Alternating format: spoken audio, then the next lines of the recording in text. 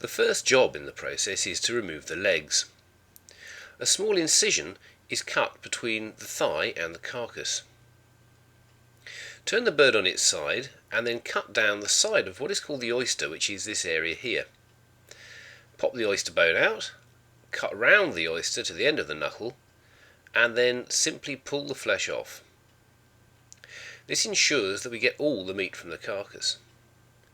Turn the chicken round and then repeat the same procedure on the other side. Don't forget the oyster, that area there. We're trying to keep as much skin on the chicken as possible to prevent it drying out when it cooks.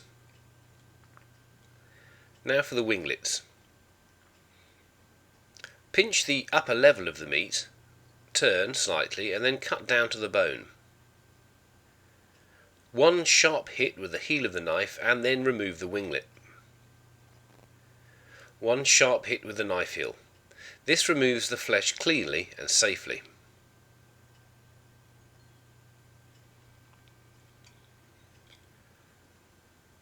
From the centre of the bird to the wing bone, we need to gauge a place about halfway.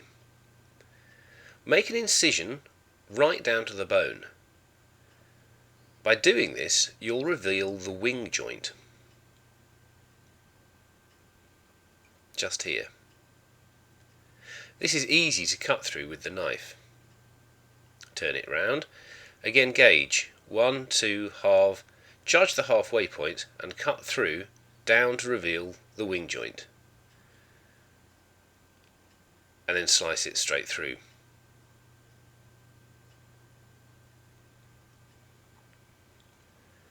The next procedure is to carefully remove the carcass from the breast meat by carefully chopping through the rib cage.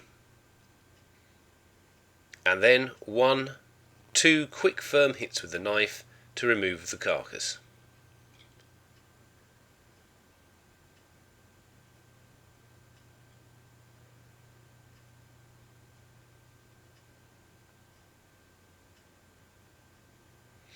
We now need to trim the joints we have created. The aim here is to remove any extraneous fat and skin to ensure an attractive and even pair of wing joints.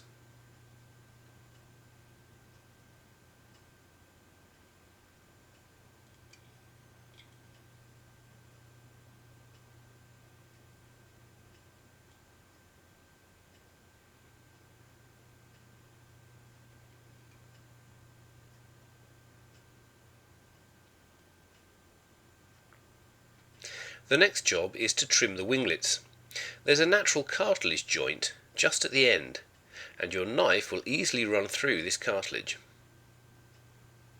Then, again, repeat for the other winglet.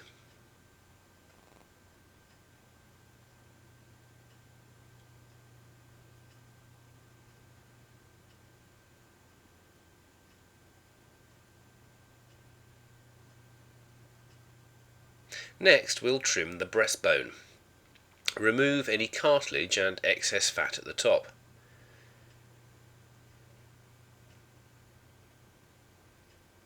Then, cut straight through to the centre. Then a good push with the heel of the knife, and we have two parts. Trim any extraneous materials and trim any excess ribs.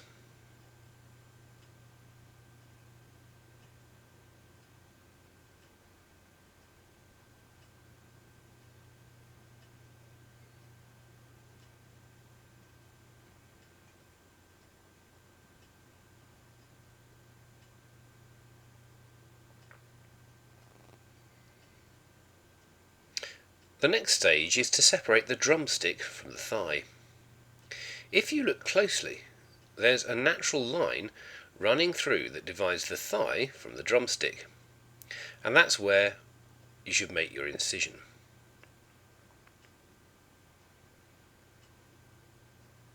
It's very simple, and you have two halves. Trim the top of the feet from the drumstick.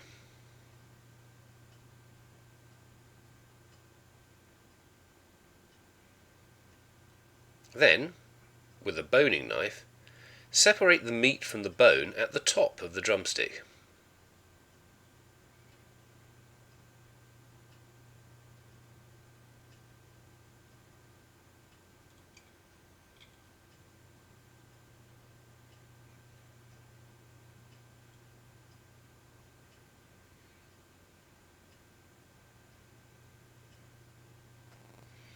Once we have exposed the bone, we need to remove it.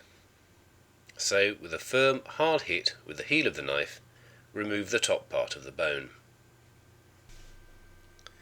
The next stage is to sever the meat and sinews at the base of the drumstick right down to the bone. This reveals the end of the sinews in the leg. With a pair of fish pliers, grab the end of the sinew and simply pull. This will remove the sinews from the leg. This is a preparation which is commonly used in restaurants which serve fine food, and it helps the mouthfeel of the product. It's not necessary in most restaurants, but it is an easy process.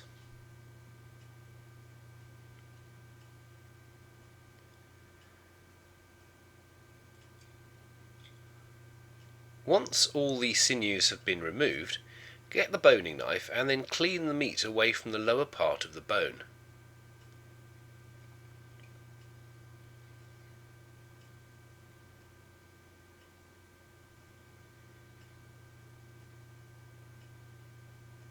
Then, with a quick, firm hit, remove the end of the bone. Repeat this with the other drumstick, and you'll have two perfectly formed drumstick joints to saute. One of the last pieces to trim is the thigh. Use the boning knife to separate and clean the meat from the bone at both ends.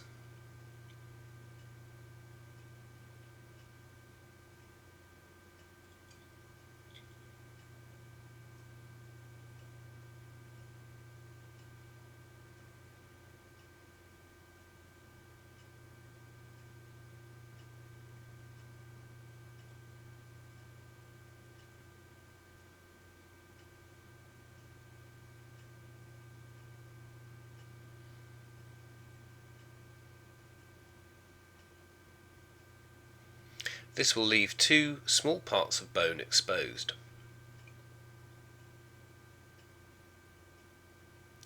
Two firm chops with the heel of the chopping knife will remove both parts of the bone. This will leave a very small bone in the centre of the thigh. Trim any excess skin or fat off the product and then roll in on itself. The final piece to be prepared is the carcass. Remove the neck material, turn around and trim any excess fat,